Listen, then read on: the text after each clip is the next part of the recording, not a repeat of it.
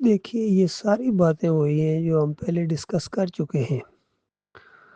یہ سارا منصوبہ اللہ کا ہے، اس پوری کائنات کو بنانے کا منصوبہ اللہ کا ہے، اور اللہ تعالیٰ نے وہ خواب دکھایا یوسف علیہ السلام کو، اس کا مطلب کیا ہے؟ وہ یعقوب علیہ السلام نے جو اس کا مطلب بتایا آپ وہ نہیں مانتے ہیں، یعنی اللہ تعالیٰ نے جو اپنے نبی کے ذریعے مطلب بتایا ادھر آپ نہیں آتے ہیں۔ اب میں اللہ کی بات مانوں یا اسلم انصاری کی بات مانوں؟ بتائیے، یا محمد حنیف کی بات کو مانوں؟ بھائی جو خواب دکھایا گیا اس کا مطلب ہے، سورج چاند ستارے جو کہیں ہوئے دیکھے ہیں، اس کا مطلب یہ ہے کہ پورا خاندان یوسف علیہ السلام کے انڈر آ جائے گا، بس اتنی سی بات ہے۔ یہ نہیں ہے کہ سجدہ کرے گا، سجدہ تو عبادت ہے، عبادت یوسف علیہ السلام کی نہیں ہے۔ جتنی مرضی وہ متقی پرہیزگار ہو جائیں، یہ فلسفہ صوفیانہ ہے کہ بہت زیادہ متقی پرہیزگار جب ہو جائے تو پھر وہ اللہ بن جاتا ہے۔ اللہ نہیں بنتا، اللہ کسی کو اللہ نہیں بناتا ہے، اور جس کو اللہ بننے کا شوق ہے نا تو اس کا ٹھکانہ جہنم کی آگ ہے۔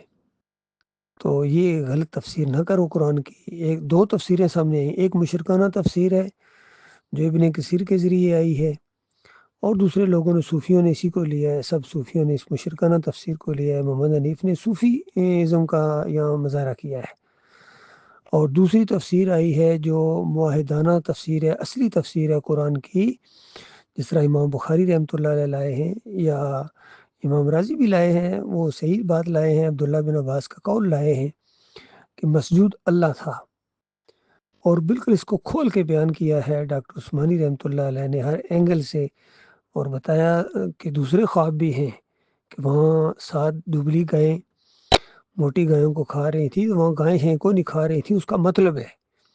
اسی طرح روٹیاں سرو رکھی ہوئی ہیں، روٹیاں کسی نے بھی سرو کو نہیں رکھی، اس کا ایک مطلب ہے۔ بادشاہ نے جو خواب دیکھے اس کا ایک مطلب تھا، اسی طرح یوسف علیہ السلام نے جو خواب دیکھا اس کا ایک مطلب تھا، اسی لیے خواب کی تعبیر ہوتی ہے۔ تو اس کی جو تعویل کی گئی، اس کا جو مطلب سمجھا گیا، جو یعقوب علیہ السلام نے سمجھا، جو خود یوسف علیہ السلام نے بھی یہی سمجھا، اور اسی لیے جب وہ سارا معاملہ اختتام کو پہنچا اور وہ اتنے بڑے مرتبے دیکھے، اتنی بڑی شان و شوکت دیکھی، تو اس کی طرف اشارہ ہے کہ یہ سب کچھ میرے رب نے کیا ہے۔ اور آپ نے جو یعنی والد صاحب کو بتایا کہ یہ وہی تو ہے جو آپ نے تعبیر بتائی تھی، جو میں نے خواب دیکھا تھا، یہ ساری چیزیں آپس میں ایک ہیں، آپس میں اختلاف نہیں ہے ان چیزوں کا۔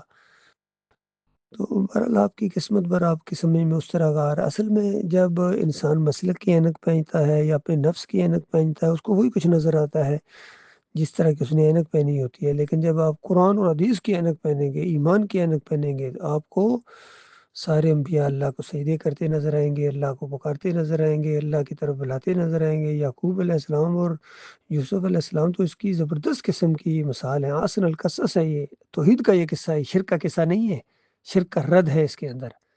لیکن جس کی مت ماری گئی ہو، بدبختی جس کے اوپر غالب آ گئی ہو، اس کی سمجھ میں یہ چیز نہیں آتی ہے۔